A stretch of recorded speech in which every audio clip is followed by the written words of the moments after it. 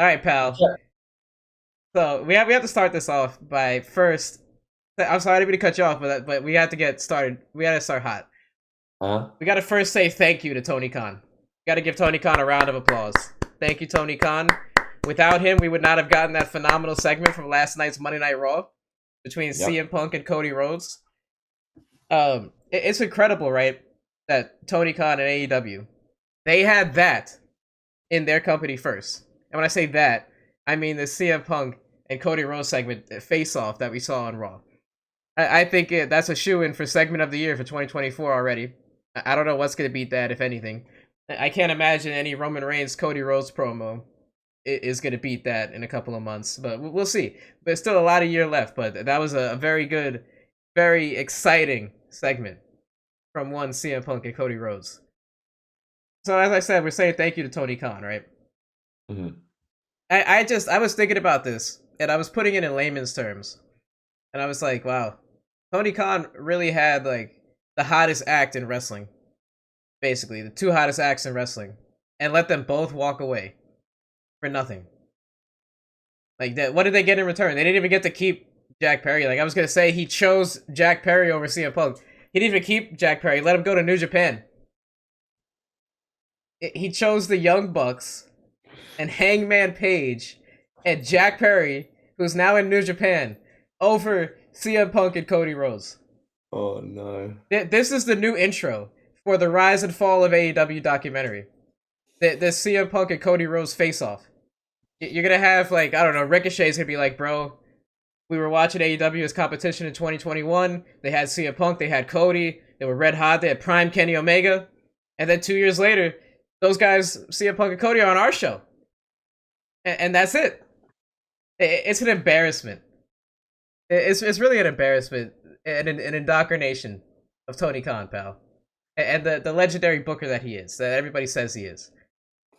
How could this guy be considered a great mind and genius for pro wrestling when he's now handed the competition their hottest act like ever, back to back, in back to back years? 2022 Cody comes in, 2023 Punk comes in. I don't understand. Like I'm watching this and I'm just like, how did they choose the Young Bucks and Jack Perry? Yeah, was that not the best segment you've seen like all year so far, 2024? Like how good of a segment was that between Punk and Cody? Well, all year, obviously. It's Right. only been 3 weeks, really. Yeah. But just what a segment generally. Like that as a segment to me is what a wrestling segment's about. It's two big stars doing a promo, which isn't just them just breaking the fourth wall every line, trying to take shots at each other. It was a legitimate, like, great wrestling segment. Punk's like, your father, hey, everyone talks about him. I have my own story. Hey, I was the mentor for you. I was the guy who's supposed to make sure you don't F up when you come in the door, when you came to OVW. All right. I'm more American Dream than you are, Cody. I grew up with nothing. You're Dusty's son. How's that an American dream at all? And Cody's like, you cut a pipe bomb promo on that stage 12 years ago, and you dropped the ball, and then I picked it up. Okay, I'm more CM Punk than you are, and it was just like, that's fantastic. Like, what a promo segment! The amount of content that's coming from that. You can play those sound bites and video packages the next like 5 years. Cody, I'm more CM Punk than CM Punk, and like all this sort of thing. It was just, and it got me so excited for the Rumble as well. This Royal Rumble match, which obviously you'll be there, pal, in St. Petersburg. We're previewing it today. I'm watching this going, obviously, it's the Royal Rumble. It's the second biggest show of the year. Many say it's the biggest show of the year because it sets up WrestleMania. So it's like, without this, it's like a key piece in the WrestleMania puzzle. So I'm watching this going, oh my God, this Rumble match is going to be insane. How they do this, how they book it. Does Cody eliminate Punk? Does Punk eliminate Cody? Does someone else eliminate both of them? Is there a swerve? Is there a shock? What do they do? I'm like, I can't wait till Saturday, pal. Sunday for me, but Saturday for you. It's just going to be incredible. So, yeah, awesome segment. And to build on your Tony Khan hit job to open our podcast, it's amazing, isn't it? Like these are two talents who Tony Khan had under contract.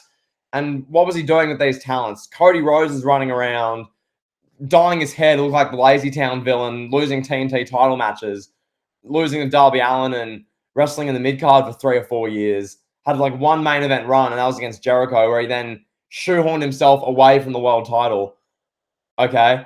And then Cody, then Punk was a whole separate kettle of fish. That was literally him getting his own show, pal, because the Young Bucks were like, we don't want to work with you. Okay. Fantastic. Brilliant. And then Punk left, and now he's like the most viral star, pal, alongside. It's incredible, isn't it? It's going to make a fantastic, like, hit job chapter of the rise and fall of AEW documentary in 5 years. Like, our main event scene was CM Punk and everything that surrounded him, and it was getting 800,000 viewers on Collision, 900,000 viewers on Collision. Dynamite or Rampage drew 1.1 million, peaked at 1.5 million for the first dance. Then we brought in Adam Copeland, and it was down to 300,000 viewers on Collision, 250 some weeks. We brought in, we had Samoa Joe as world champion, as a replacement. It's like, okay, respectfully, Samoa Joe, he's not CM Punk. He does not drive the same interest as Punk, and the company's fallen apart in many regards since. So, yeah, Kevin. That being said, what a segment on Raw. I loved it. What do you think? Just any more thoughts on the segment, pal? Oh, it was a great segment. Let me ask you a question first before we address this segment more. If Yeah. I would have told you in 2019, like I say, maybe a week after Double or Nothing 2019, the very first pay-per-view in the history of AEW, very first show in the history of AEW, and I said, hey, Jimmy, by the way, in 5 years' time, let's just fast forward 5 years from now, Cody Rhodes and CM Punk will be Cody will be in AEW only for about a year and a half from now. Realistically, that's about how long he was in AEW for after Double or Nothing. And B, CM Punk is going to debut a year and a half later, and then he'll be out the door, and both of them will be in WWE in 5 years' time, having a face-off right before the Royal Rumble in 2024. What would you have said? I would have said play it in 2K, Kevin. That's what I would have said. No, that's incredible, and like, I remember, I was making content late 2019, start 2020, like covering the stuff. All of what you just said would have blown my mind. I would have been like, no chance in hell. Cody in AEW was cool. He was the trailblazer of the Revolution Pals. He addressed in that promo.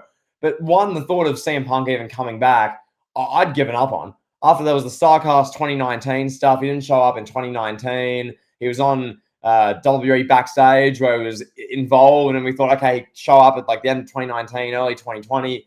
No. And you thought, well, Punk is just not coming back.